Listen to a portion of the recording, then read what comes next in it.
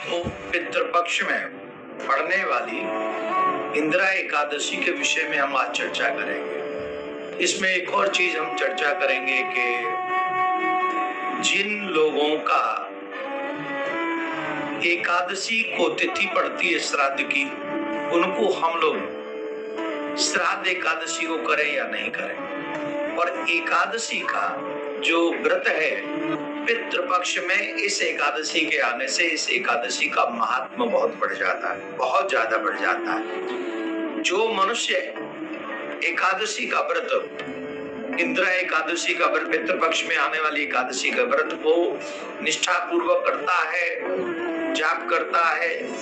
थोड़ा धर्म का पालन करता है, दान पुण्य करता है, तो इससे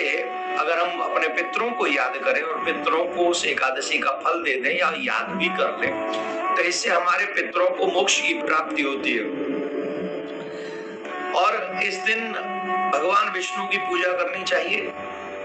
उनकी आराधना करनी चाहिए, उनसे प्रार्थना करनी चाहिए अपने पितरों के लिए, तो निश्चित भगवान विष्णु इससे प्रसन्न होते हैं। एक और बात बता दें, हमने जो आपको पूर्व में बोला कि एकादशी के दिन अगर श्राद्ध आ जाए किसी आत्मा का, हमारे पितरों का, तो हम क्या करें। मैंने संतों के मुंह से सुना है कि एकादशी के दिन अन्न नहीं देना चाहिए किसी को, और अन्न के बिना श्राद्ध किस काम का, क्योंकि श्राद्ध में अगर आप जिमाना ही चाहते हैं, एकादशी के ही दिन करना चाहते हैं, तो इसके लिए आपको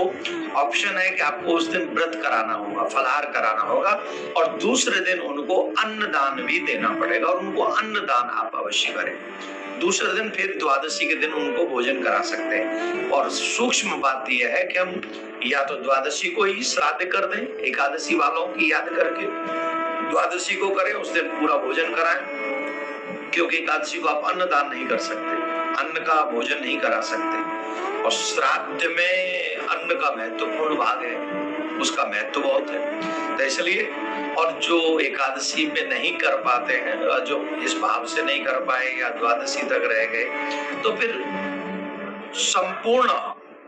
फल जो मिलता है वो अमावस के दिन मिलता है, तो आप उस दिन भी कर सकते हैं। वंश वृद्धि के लिए इंदिरा एकादशी को दोपहर में पीपल के पेड़ की पूजा करें और परिक्रमा लगाएं, फिर शाम को पीपल के नीचे दीपक लगाकर, घी का दीपक लगाकर पितृ सूक्त का पाठ करें। इससे संतान की जो जीवन में परेशानियां होती हैं वो भी नष्ट हो जाती है और संतान प्राप्त होता है, संतान प्राप्ति हो सकती है। दरिद्रता से मुक्ति पाने के लिए इंदिरा एकादशी के दिन घर में विष्णु सहस्त्र नाम का पाठ अवश्य कराएं, जिससे भगवान विष्णु और मां लक्ष्मी की कृपा आपके ऊपर बनी रहे। तो हम लोग व्रत करेंगे, तो आप इस एकादशी के बाद को अपने पितरों को भी याद करें, उनके